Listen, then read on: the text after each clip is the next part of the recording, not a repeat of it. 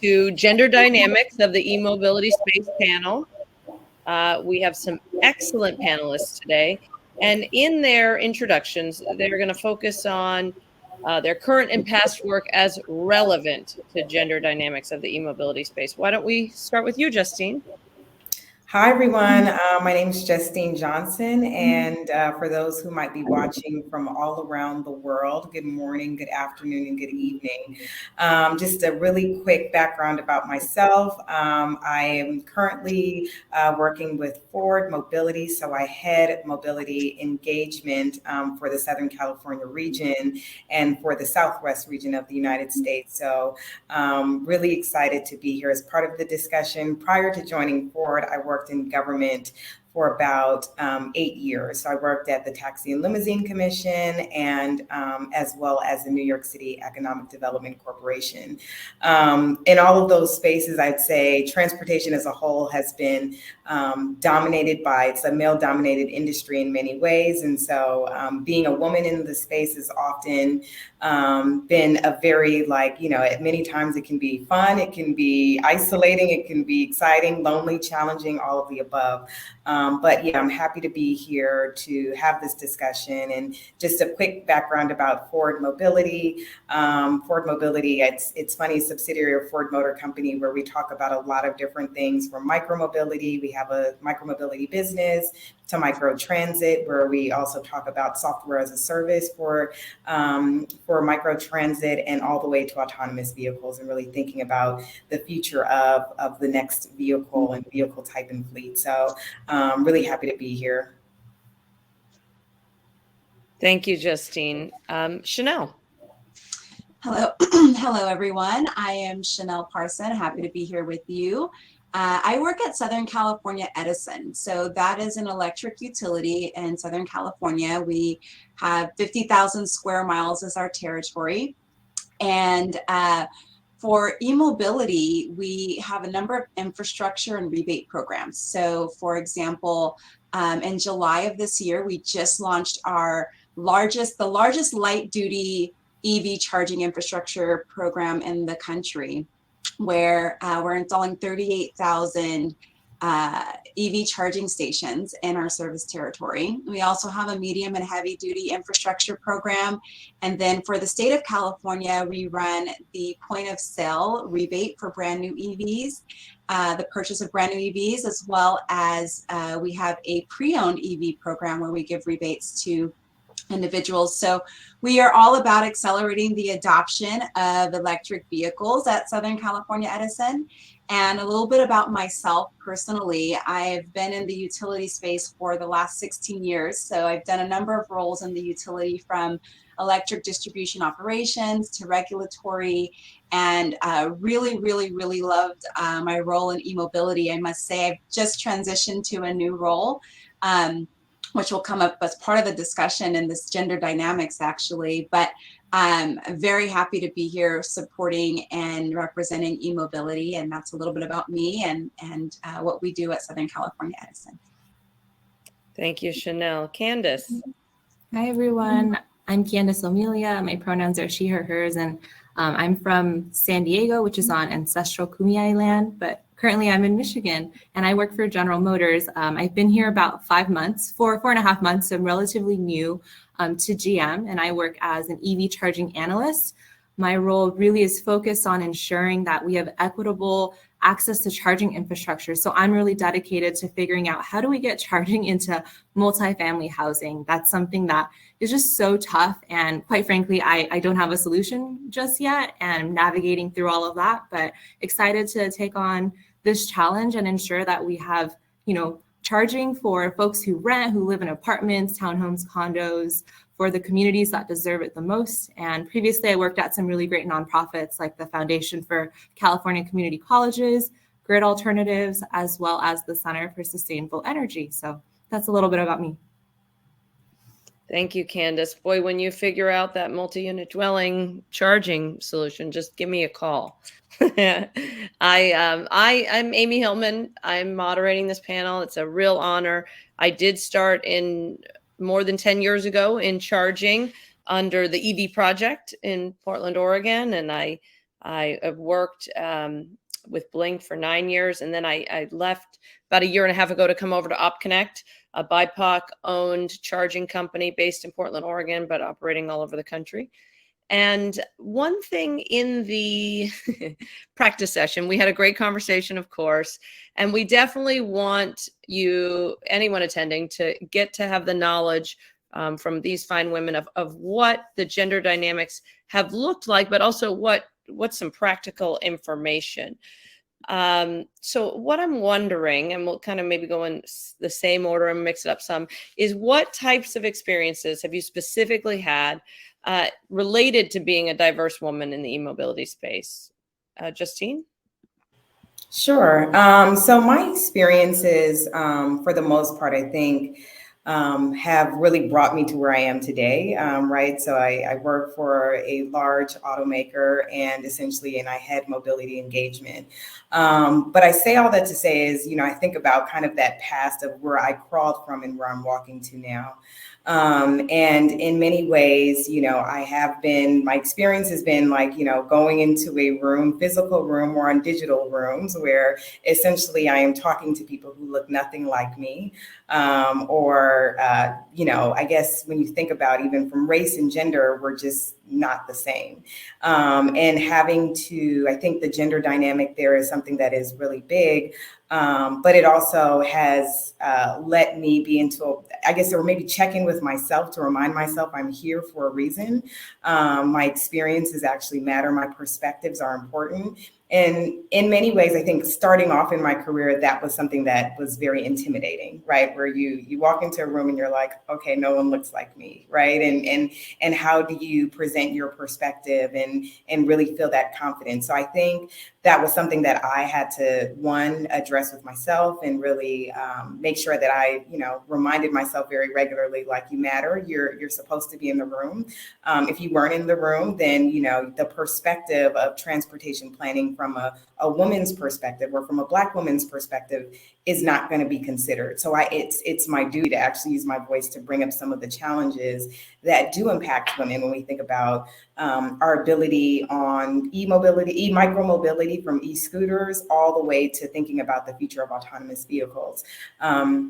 I think that perspective is so important, especially as we think about how technology is also a big factor in this conversation of transportation, right? We're not just talking about archaic systems. We're talking about a mix of the systems that work today, whether those are public transit, you're using your own vehicles, all the way to thinking about the technology that's actually self-driving and looking around at kind of everyone in the landscape. So I think for me, I have learned to tap more into my differences because I do think it's important to have that voice and to have that perspective at the table. So that's just been a lot of my background, and that's been from everything working at the Taxi and Limousine Commission to talking about ferries and maritime transportation to now thinking about this new world of e-mobility and e-transportation. So all of this is very important and critical.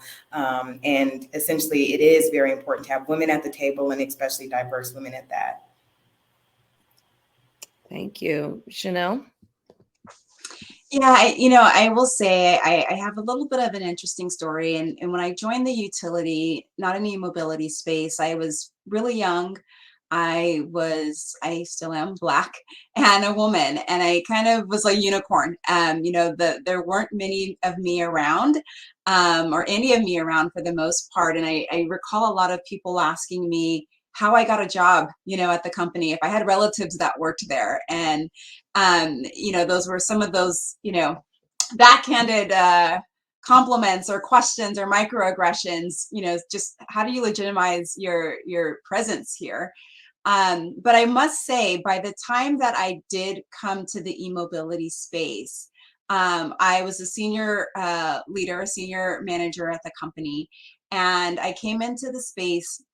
And prior to me coming into the space, there were successful women who had led our e-mobility organization and had gotten promoted to the executive ranks, and that's why they left. And so because there were women who were in that role and they were successful in that role, when I came into the role, there wasn't much of a question of, you know, because I'm a woman is, you know, could I be successful? It had been done before. And so very grateful to the women who came before me and who killed it, basically. And allowed me to walk into the door without some of these preconceived notions that a lot of us have in a lot of spaces we walk into, because within my company, it had been done before. And so for me, I look at my responsibilities in a number of ways. One, you know, making sure I kill it so that the next woman that comes behind me, you know, doesn't have that question mark on her forehead before she even says or does anything, right? Because, you know, prior people who look like her, you know, maybe didn't do a great job. I have the responsibility for coaching and mentoring other women and giving them opportunities, those that deserve it.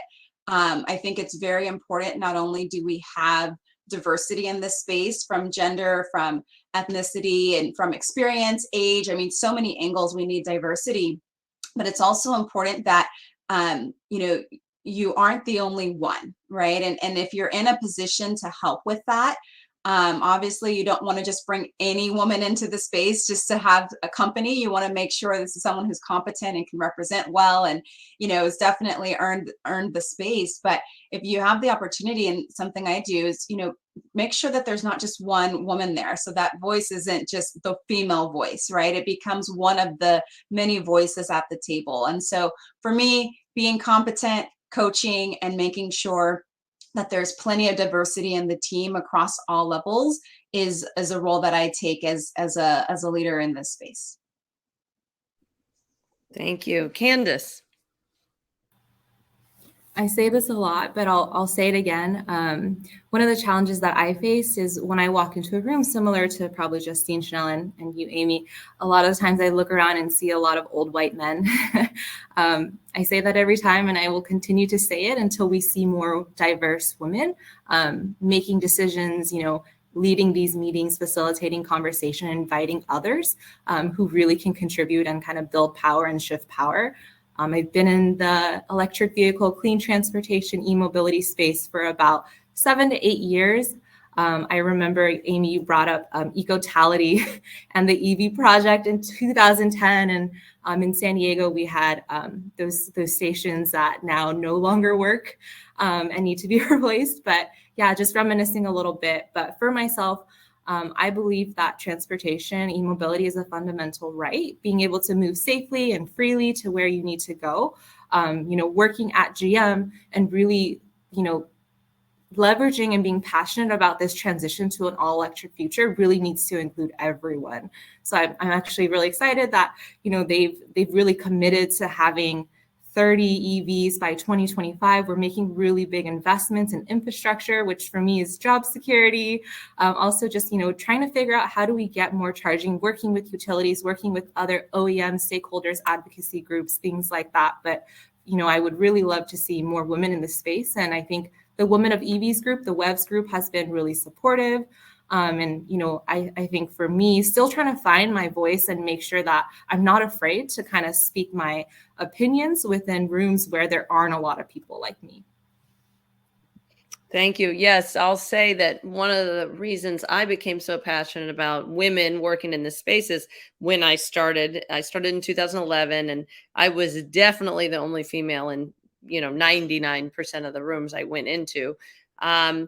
And I couldn't talk any women into joining me. I presented to my business school about this new thing coming, EVs and charging, you know, charging 101. And I said, so like, women, this is a great opportunity. Let's go. I have an in, like, and it was right after the recession, era money. And I got no takers, none. So I mean, it's really inspirational to me to see you three here with such neat jobs and interesting lived experience. As far as your experiences, you know, we talked a little bit about the power dynamics present and how they manifest themselves. Who would like to speak to that? I know it's a trick question because I said I'd call on you, but I don't remember who said. Someone really touched on that in our practice session.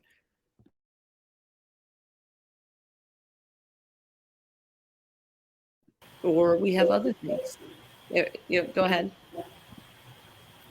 Yeah, I was going to say happy to jump in first. I think especially as it relates to power dynamics, I think oftentimes like being a woman of color, and I think that's the first thing people see when you walk into a room, right? And that's just the reality that a lot of us live with.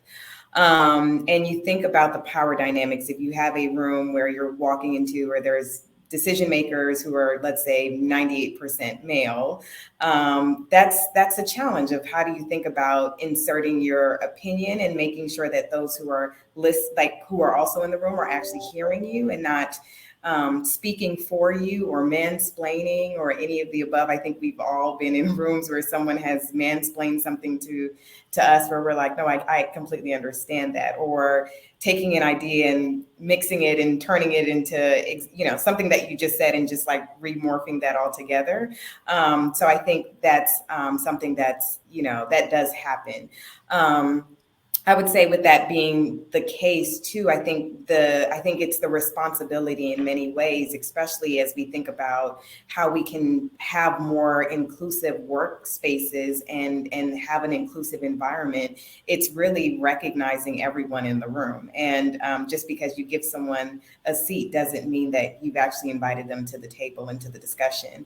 And I think for me, someone who I admire and look up to is like Shirley Chisholm, for example, the late great Shirley Chisholm. And I think about her because she said, I'm probably going to mess up the quote, but, essentially, if they don't give you a seat, you bring a folding chair and you have the conversation and you push yourself at that table. And I think it's always something that I keep in the back of my mind, especially as it relates to kind of this dynamic where I am kind of maybe a very different perspective and a very different position on a particular topic or policy or program or a decision. And really being firm with that, really giving the facts, really giving the examples, but also making sure that voice and that point gets heard is something that's important. But I do think it's a responsibility of everyone in the room, right? So it can't just be one person, the one woman at the table, pounding and trying to make her point and everyone in the room saying, okay, great, let's keep moving, right? And I do think, we have to, as we think about inclusive workspaces, we have to think about who's at the table, who has the mic, who gets to share the mic, and how those different opinions and voices are actually implemented and included in the decision-making process. So just wanted to talk about that. Thank you. Is there anything, if Chanel or Candace, you have anything to say about power dynamics, I'd really like to hear it. And is there anything any of you do when you start to notice, I've had this where I'm like, I'm just done being the only one saying this one opinion. So then I have to get conscious before I go in a room and talk to myself and say like, okay, no, you're going to say it again, that torque isn't the most important thing in selling the cars. Is the thing that I used to always say. That I don't care about torque. I want a safe car that can take kids around and maybe a dog. So is there anything you do to manage the power dynamic before going in the room? Yeah, I think Justine said a lot of really great things. And I think the one thing I wanted to just kind of plus one on was, you can invite whomever to the rooms, but if they don't have a say or they, really don't have voice, then there's no power being built and shifted there. They're not making decisions. So I think like that's really important. It's when we do outreach and engagement, inviting these partners and saying you've reached out to so-and-so is almost like a check the box kind of thing. If you're not actually being intentional with who you're inviting and having those relationships to build trust and truly want to, you value their input and expertise. And we've heard this a lot, but like paying folks when we are asking them to do focus groups and like, interviewing them for research studies as we learn more about how to get e-mobility and transportation into these communities is really critical. And I think just in terms of power dynamics, I'm much younger and I'm Asian. So when I'm in the room, a lot of the times people think that I'm the intern or the admin person taking notes. So just for me, I think recognizing that like I have the lived experience and I've worked in this space enough and, just kind of trusting my own confidence to be able to speak up and kind of make space and take space when I see that it's appropriate. And, when Amy, you asked like, what can we do to sort of manage that? One thing that I try to do is to bring others with me along this sort of journey and learning, just building awareness and education, getting butts in seats. I really love to talk about my EV. So that's just one way. I'm also, apologies, I'm in a conference room, so it's really dark. I'm going to pass it over to Chanel. The lights went out. I love it.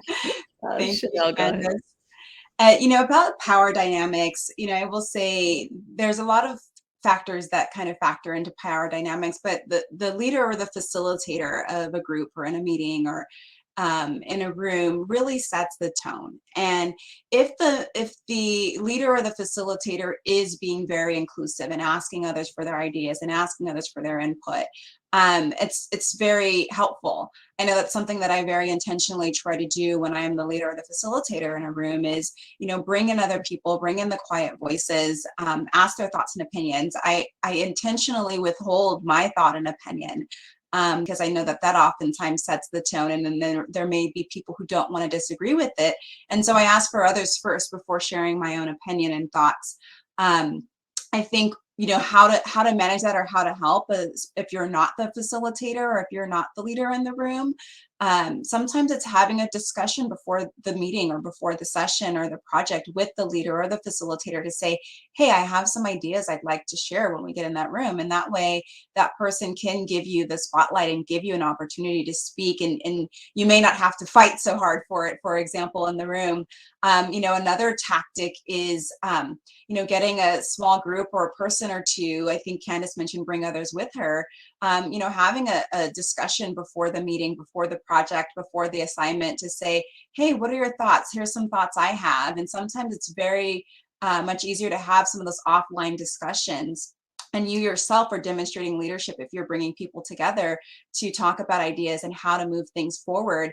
And then once you're in that meeting, once you're in that room, once you're in that space where these dynamics appear, you've already, had some discussions, have a coalition of folks. And whether you're the mouthpiece and you're speaking these ideas or someone else speaks them, the ideas are getting out there. And, folks know that you were actually the one behind setting that up. And I think those are ways that you can demonstrate power in a way that's effective and efficient and that shines a good light on you and isn't necessarily a look at me type of way, but in a way that moves the work and the mission forward. Thank you. I really appreciate all the chats. I like Kirsten answering Alyssa's question about what's the percentage of women now in the EV industry. And it looks like for executive level positions, it's in car manufacturing, or vehicle manufacturing is about 17%. I can say from my experience, I went to one of the first roadmap conferences and there were 3 women there of about 110 people. And that is when I think I told this panel in our practice session, there was one session on marketing the cars. Of course, it had the polar bear leaf commercial. And, that was it. They were like, well, they'll buy them, because the torque. That was the main strategy. And most of the 99% of the audience did not like the marketing session. That in the feedback I heard, anecdotal.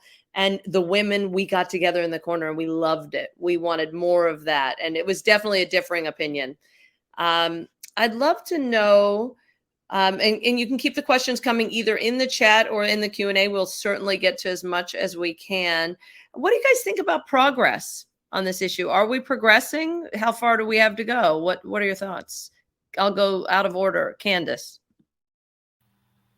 I think I think we are progressing for sure. I think there's a lot more awareness and exposure, and just thinking about transportation e-mobility in a whole different light. I think, the technology pieces of it are really critical.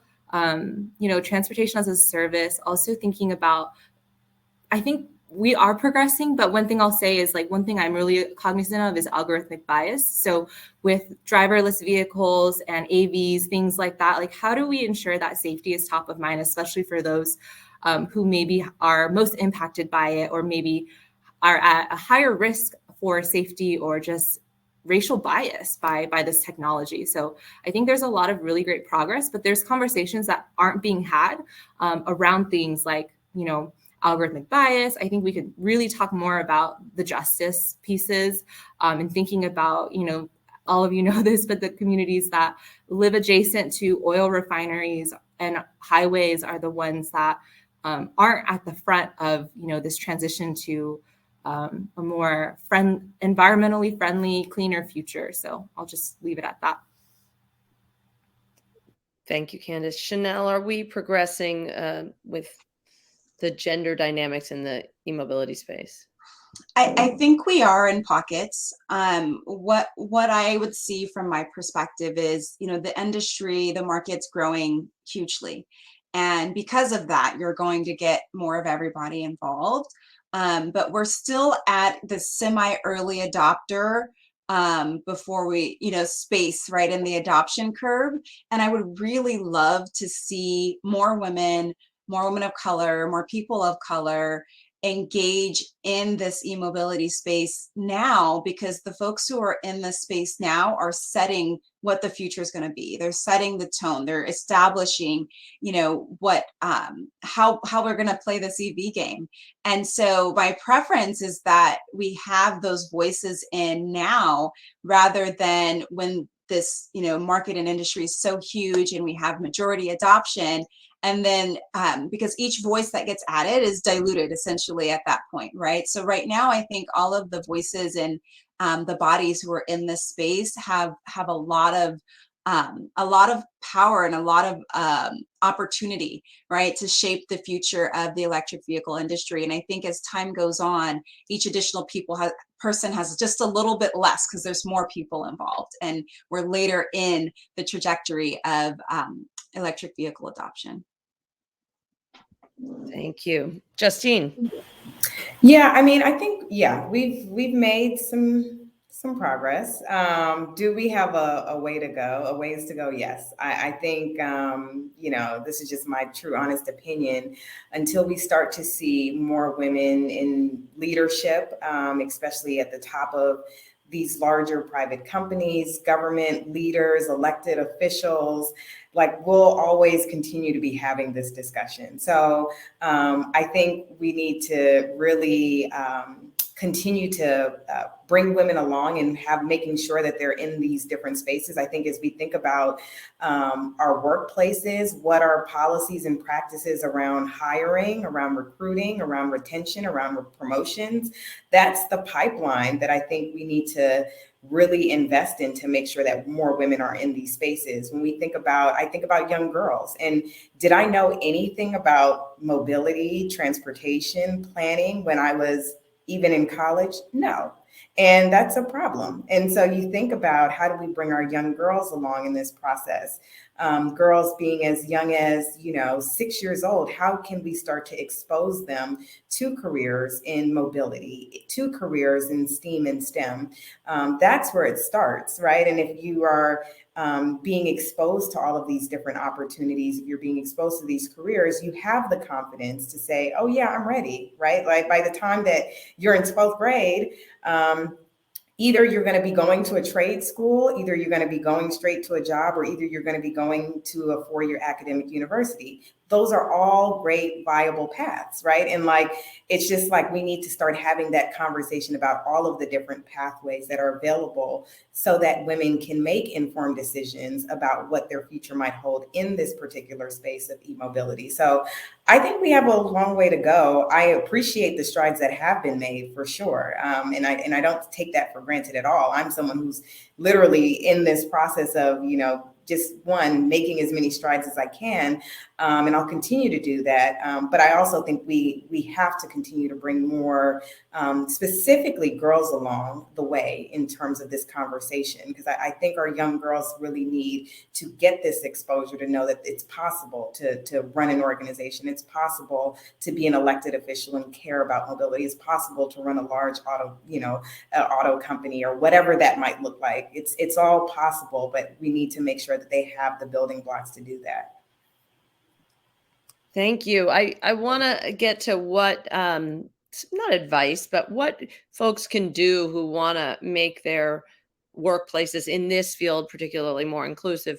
Do want to say something I've seen that is promising is we had a WEV's dinner, Women of EV's dinner in Washington, in Tacoma this summer.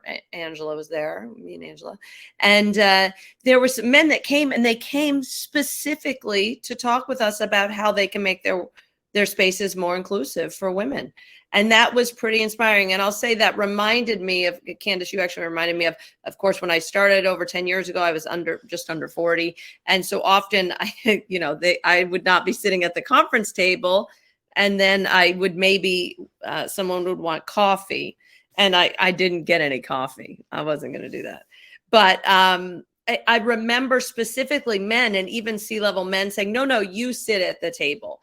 And I know that's could be seen many ways, but it worked because I wasn't just run into the seat. And then the other thing I did see many years ago that led us to a panel like this is I saw the first panelist at Roadmap say that they would not sit on as a panelist on a manel, an all-male panel.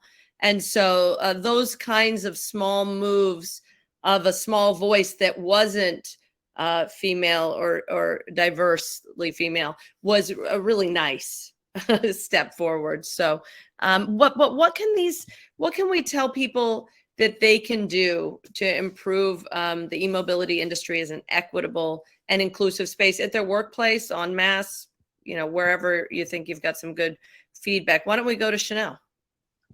Yeah, I think there are a couple of things. I think, in the space of the work, it's having folks sit at the table, right? It's letting folks have the microphone, right? Saying, hey, Justine, do you have some thoughts on this? Or, hey, Candace, interested in your opinion. I think if you have some responsibility for hiring and selection, it's making sure that you have a diverse pool of candidates, making sure that, you're not just interviewing 5 men for one position or 5 white men. There has to be qualified, talented, interested, women and diverse candidates out there. And sometimes it takes effort to find them, and don't let that effort scare you. I think when you have diverse voices at the table, the product that you end up with is so much better than if you don't. And so it'll benefit you if you're in a hiring position to make sure that you have a diverse pool of candidates. Recruit. If you see somebody who is young and promising, and maybe they don't even have to be young, but promising, and smart and intelligent, even if they don't have a vehicle transportation or EV knowledge, because the space is so new and it's changing, there are a lot of very intelligent people who can jump into this space and leverage transferable knowledge from other spaces and be very successful. And I'm speaking as personally, right, before jumping into e-mobility, I just had a passion for my own electric vehicle and a passion for the space, but didn't have a lot of knowledge, and jumped in and learned some things and was able to make some moves. And so I think, opening your aperture on, what does qualified look like? And qualified does not necessarily mean X years of transportation experience or X years of technology experience or X years of that. Recruit just really talented, smart individuals, folks who are passionate about this space. And that should give you some really good, diverse panels to choose for employees. Thank you. Justine. Yeah, I mean, I am one who believes that we have to acknowledge our past as an organization. How was your organization founded? Who was in the room when that happened? What has it looked like since the day that doors opened, or whatever that might be, a nonprofit, a private organization, whatever, right? So I think you have to acknowledge and recognize the past, because it does say a lot about where you are today. I also think there's a commitment that you want to do better, right? Like, now that you see the elephant in the room, you're saying, okay, I want to do better. This is the way in which we have to make this change. It's setting the intention and really being intentional about thinking about how we can change this organizational culture, right? Because I get nervous sometimes when it's just like, okay, we got to make sure we have more diversity in the room. And that often comes, great that you have diversity, but it's challenging when you don't have a culture of inclusion. And inclusion is so important. And so if you're not grounded in that, you'll just continue to have more numbers and people not feeling really welcomed, or their opinions or their voices not being heard. So I do think you have to look behind you in order to see where you want to go towards the future. And if you don't like what happened behind you, then yeah, put the intention towards changing that. Manifest the future that you want your company to be. If you want to have a diverse company and an inclusive work environment, you have to work every day towards that. It's not going to be a overnight we hire, X number of candidates and we're going to do it that way. Because in many ways, it'll just be a nice to have, but did we actually accomplish our goal? So I'm very big about like looking at the future is important, but we have to turn around for a second and really acknowledge how we've been as an organization all together.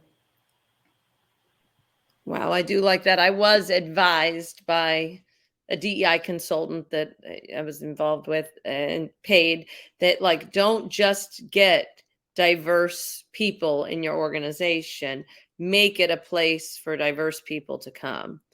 And otherwise you'll just be like kind of chasing your tail.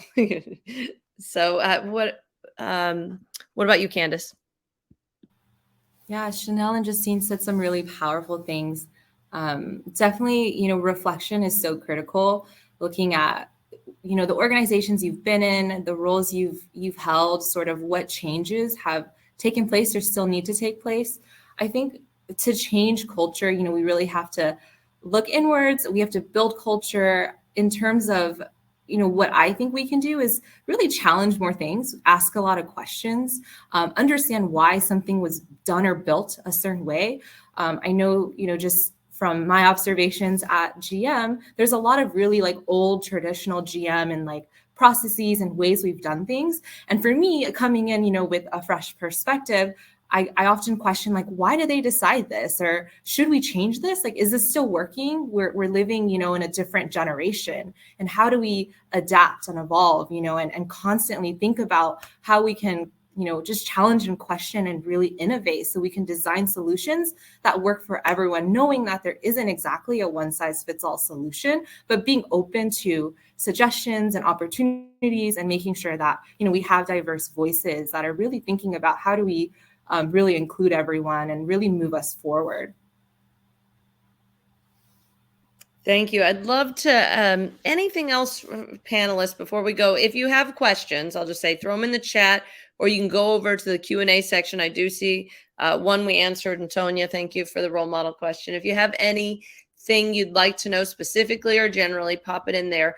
But from the panelists, anything that we talked about wanting to relay in this panel that we haven't gotten to?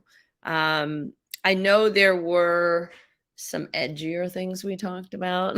But anything, why don't we start with you, Justine, that, we didn't get to that you think is really important in this gendered dynamics in the e-mobility space? Yeah, I mean, I would just say altogether, like, and I feel like maybe I'm repeating myself here, but, this is a conversation about creating an environment in a space of inclusion. And I know, Amy, you mentioned before that, you had an opportunity to bring, hey, all my friends, come along. There's an opportunity for a particular job within transportation and mobility and e-mobility, and you didn't get any takers. No one was excited to go. And I'm not surprised, right? Because if you think about the culture, you think about even how you're advertised to, how products work for you or how they don't work for you. Why would you want to be excited about that? Like, who's going to be excited about that? And so I think at the end of the day, it's like we all hold this responsibility of creating a culture of inclusion and really pushing towards that. I think, I think of my own self as I continue to climb up the ladder. Like, I hold the responsibility. I think Chanel had mentioned this before, and probably Candace as well. I think we probably have all repeated the same things, but like, it is our responsibility to continue to advocate, to continue to open doors, to continue to push doors down and create new paths, right? So more women can come along. It's about this space of really, instead of essentially thinking about products that are for people, how might we start to design products with people? How might we get real voices into the room, right? Not just like looking at a spreadsheet and just saying like, yes, X percentage of people do this, and therefore that's the answer. There's so much more behind the data, and what does the data not show us? And who might be excluded from the data altogether. So I think it's very important that we question our assumptions, but we continue to push and tell a holistic story. We create an ecosystem of inclusion. And I'm always going to push that we need to make sure that there is a strong and healthy pipeline for girls to get into these opportunities for mobility, right? I hate to hear someone say, I really wanted to do this so many years ago, but I just didn't think I could do it because I was a woman. That's like, my hope is that I live to the day where that's not a thing anymore, where someone says, no, that wasn't a barrier for me just because I'm a woman or a woman of color. You should absolutely be in the room, and you should absolutely be making those decisions policy-wise, programmatic decisions, decisions that cost billions of dollars. Women need to be behind that. We're the most rational people ever, and we actually use empathy all day long. So I can go on my soapbox, but I'll stop there and let some of my other panelists give some of their thoughts as well. Thank you. And you're not repeating yourself. You're emphasizing differently, and it's much appreciated. And again, Chanel and Candace, this can be anything that I love that, Shelley, Dr. Shelley. Most rational people ever, women. It's true. We should be at the table. I'd love to hear anything we didn't get to before we go into Q&A. Chanel? Yeah, I want to say thank you to Evie Noir for putting this panel on, because, that the platform and the exposure is very important. And just to springboard off of something that Justine said is, a lot of people, if they don't see it, they can't be it. And while there may be many women and many women of color working in the EV space, if I am a woman and woman of color and I don't see that, I don't know what's possible for me. I don't know that I could succeed there. I don't know if I can do well there. And so I think that, to help, and how do we help break down some of the barriers, right? It's definitely allies, like we talked about in the last question. But I think also as women in this space, women of color in this space, there's a benefit to putting yourself out there and showing people, this is what I do, and this is the impact that it has on communities, and this is the impact that it has on people, and I enjoy my work, and giving folks exposure to women being successful in this space, so that they see, well, if she's doing it, I can do it too. And I think this panel is a great start towards that. I think, not having panels, making sure that there's diversity on all panels of all sorts that are not just talking about gender dynamics, are showing women, hey, you belong here, your voice belongs here, and you could be successful in this space. So I think just that platform, that exposure, and letting people see it, it's not just a behind closed door thing, is very important to how we progress in the future. Thank you, Chanel. Candace? Yeah, so many great things being said. One thing I think I want to just kind of share or speak to is sort of the workforce development lens. I think bringing girls who are young and just starting kids in general and gaining exposure to like STEM and STEAM, like Justine said, really seeing other women that are successful, like Chanel said, I think that's so critical, is just knowing that there's others who, have done this and have really persevered and succeeded. From the workforce development side, just wanting to give a shout out to Charger Help, because I think in this electric vehicle, especially the charging infrastructure space that I'm currently in, for those of you that aren't familiar with Charger Help, it's a Black woman-led startup, and they've basically built a way for really anyone to get employment by being a EV charging station technician. So they're really just doing a whole lot within this workforce development realm. And I think, a four-year college isn't necessarily for everyone. And just for me, having worked at the Foundation for California Community Colleges, I think that's a really great pathway for someone who's looking for higher education, maybe can't afford it at the time or wants to explore maybe other vocational trades, just thinking about these different pathways for all of us, especially women in this space, and really getting closer to, tapping into your inner engineer or, your inner scientist, and thinking about all of these things. So just wanted to share that last piece. Thank you. Yes, I mean, this kind of panel is so different than it was when I first started, and many of you, and it's so refreshing. And I think whichever one of you said it, doing this often, doing it more, representation matters for folks to see it and say, oh, I can go work there. Because you're darn right, Justine. I don't blame them. They didn't come over for a reason. They were like, you're crazy. You are definitely swimming up, against the current there. One of the questions, thank you, Megan, is really twofold. What's the biggest gender barrier you've had to overcome to work in the space, or what's the biggest barrier you still feel stands in the way? I'd love to hear from you, Candace. Yeah, for me, the biggest barrier that I'm still kind of navigating is, how do I be my authentic self when I show up at work?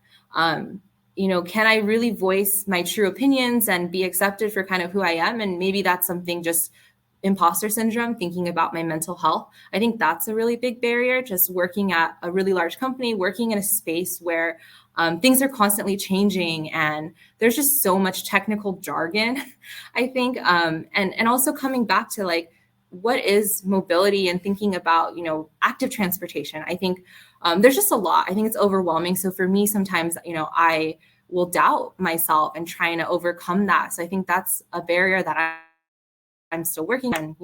I love to just be transparent and talking about that.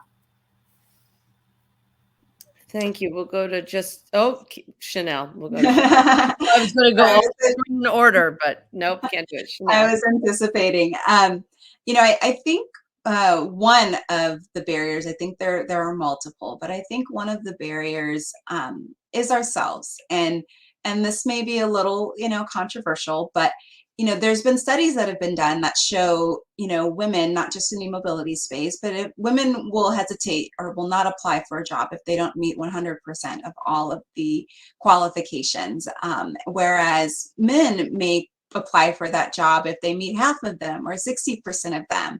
And so I see in a lot of cases, women and people of all types self-select out, right? And they may see an opportunity and they may be interested, but they may say, well, I don't know that I'm qualified, or I don't know that they'd pick me, or I don't know that I would be successful in that space. And I just really encourage, if you have an interest, attack it, go for it. Let someone else tell you no. Don't tell yourself no.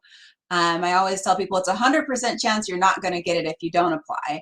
But if you do apply, there's a chance that you can get it, and apply maybe for a job, or it may be, being an entrepreneur and launching, your business idea, or it may be, it can apply in so many spaces. But I think that, just really going after what you want, and don't let yourself be the person that holds you back and tell you no.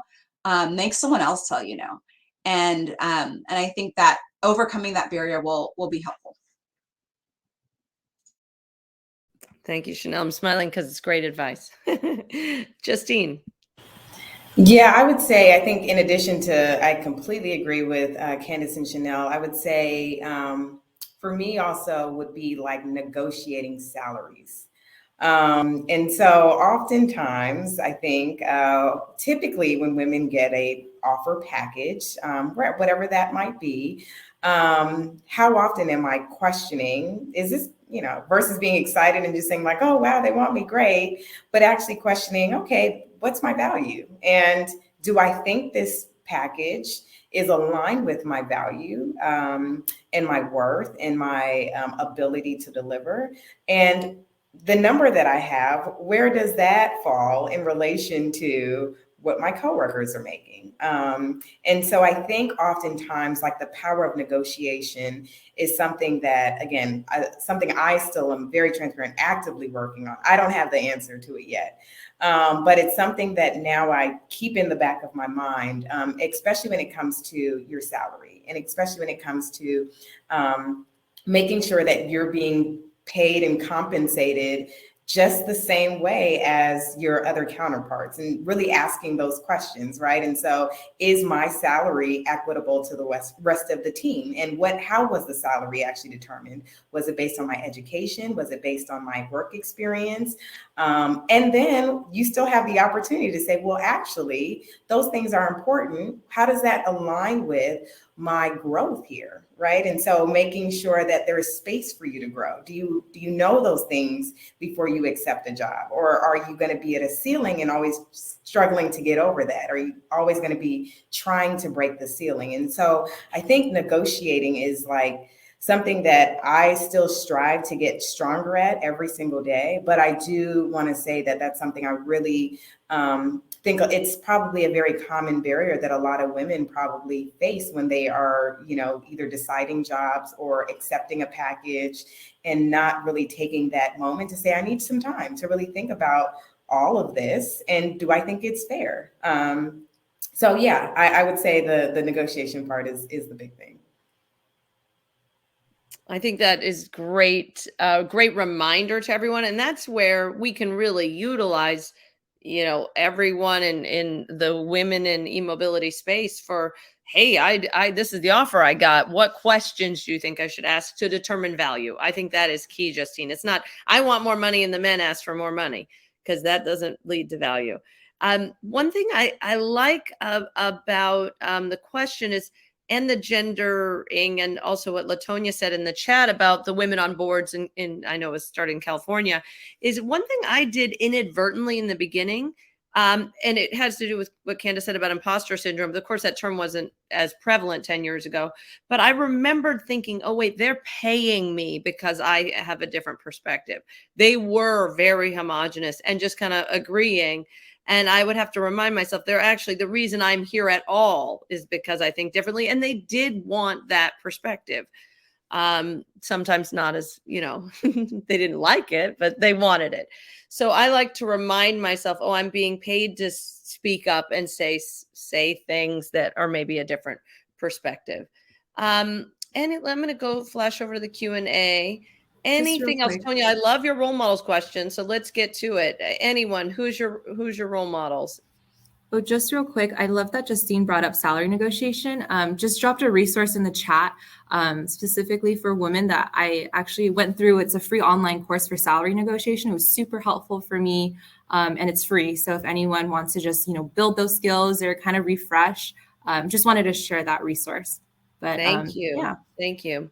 Anyone have a role model pop up in your mind to answer Tonya's question? I can go. I have so many women role models. I usually feel like whenever I do find a woman in this space, I'm like, we're together, right? Like I get excited. So that's just me anyways. But so many people, I think of role models who I've never met a day in my life, but I really look up to them. Like I mentioned Shirley Chisholm, like I just admire everything that she has done and did, I should say she's done. So she's just an amazing force. I think is really important. I think for my living role models who I actually know, people like Tamika Butler, who is super amazing, super fantastic, does just a breath of fresh air. Tiffany Ann Taylor, who used to head Hindsight. It's essentially a conference that focused on urban planning, and it's called Hindsight, and it was just amazing work that Tiffany and her team has done. Maria Torres Springer, who used to head the New York City Economic Development Corporation, extremely intelligent, very compassionate, and it's just kind of like someone who I was like, this is kind of how I need to approach work. Like, she just took in so much information at one time. I can go on for days, but those are just like the few that come to mind who I just, have so much profound respect for. Thank you, Justine. And at this moment, Justine's got to jump off a couple minutes early. So thank you so much for joining us today. It's been incredible having you. Thank you all so much. I appreciate it. Bye, Justine. Bye-bye. Chanel or Candace, any role models? The first person that pops to my mind when I read the question is actually Michelle Obama. And, it's from a number of different angles. One, she's very intelligent. That's something that I admire in a woman. She has pretty high EQ. She cares about people. A lot of the work and the initiatives she's put her time and energy in is to help others. She has grown to present herself well. And I intentionally say that because to me, growth is very important in a role model, not just people who wake up and they, have everything and they're smart and they have all the skills and they have all the talent. I think all of us are on a journey. And so to see someone who can go on a journey and grow and become, better than they started is something that I admire, because it's, I'm a work in progress and I want to be able to see that I can grow and improve. And so there's a number of things about her that, really, I admire. And so I would say Michelle Obama. Thank you. I'm sure you're not alone. She's awesome. Candace? I really loved Michelle Obama's book, Becoming, as well. For those who have read it, I see some nods, or those who haven't. I also have quite a few in mind, but I'll just name a few. Grace Lee Boggs is a big one, activist for human rights, for feminism, labor rights. She's also a writer, speaker, just someone I really admire. Also thinking about Adrienne Maree Brown. I don't know if any of you know who Adrienne Maree Brown is, but, she's a doula, also a writer. She wrote my favorite book, Emergent Strategy, thinking about, she's a facilitator as well. And just some quotes that, I took away from, and Pleasure Activism is also a really great read from Adrienne Maree Brown. But, if you trust the people, they become trustworthy. Those were some of the things, like be like water, thinking about like flexibility and how powerful water can be. Those are some of my role models. Wonderful. That be trusting, trust the people, and what'd you say? How to say that again? Yeah. If you trust the people, they become trustworthy. It reminds me of parenting. Just a little. And it sounds like a good strategy for everything. I would love to get to, there was one more question I saw pop up. Is there anything you think could be done better to get more women working in the e-mobility space? We'll go back to Chanel. Anything better to get more? I think I just go back to my response of I'll summarize a couple of things I said. One is recruiting, right? Finding sharp, talented people who may have the passion. Maybe they don't have the background, but I think this still can be a very good space for them, right? And I think recruiting and being welcoming in that way. Coaching and mentoring, I think that helps as well. So identifying some really talented, candidates, or even folks who are already in the space and they're just looking to go to the next level. And I'm a big proponent of coaching and mentoring someone who doesn't look like you, and being coached and mentored by someone who doesn't look like you, because you get a lot of different perspectives. And some of my greatest mentors have been white males as well as Black women. And it's really great to have a broad set of mentors to get multiple perspectives from. And so, recruiting, coaching and mentoring. And then I think as well, doing your part to advocate for others in the room and their voices. And then lastly, just the point about, the thought just disappeared. That's okay. That was a great, we got the important part out. Candace, anything we can do better to get more women in the space? I love the no manels or no wannels. I thought that was hilarious, and I actually really just firmly believe in that. I think to get more women in the space, as the lights turn off on me, really like that coaching and mentoring piece is really critical. I wish I had a mentor that was in the space that could have kind of guided me. And I think I didn't really have access to a lot of resources, or just, when I started, there weren't a lot in existence because there were so few women in the space. So I think for me, I'm happy to have, organic conversations, or be a connection, or help, refer you to a role, or, whatever that may be. So just open invitation for dialogue, connection, really wanting to uplift others. What is it? When women succeed, we all succeed, kind of thing. So yeah, that's how I think about this. Thank you. Yeah, I mean, one thing in this last minute, I'll say that we talk about in women's spaces in EV events, is the benefits at a company need to reflect what women care about, just like we care about different things in buying cars. Generally, we care about different benefits at companies, and that retention being so important to women specifically, and to the company. So it's a real win-win. But if you can think about the benefits, that's super helpful. I want to thank Chanel, Justine, and Candace for a super fun panel, very informative, reminds me why I'm here, and to get more conscious before I go into meetings about what my perspective is going to be. I want to thank Evie Noir, Dr. Shelley. Thank you so much to all the women and men and everyone who joined. We really appreciate having you today. Look forward to seeing you in some sessions.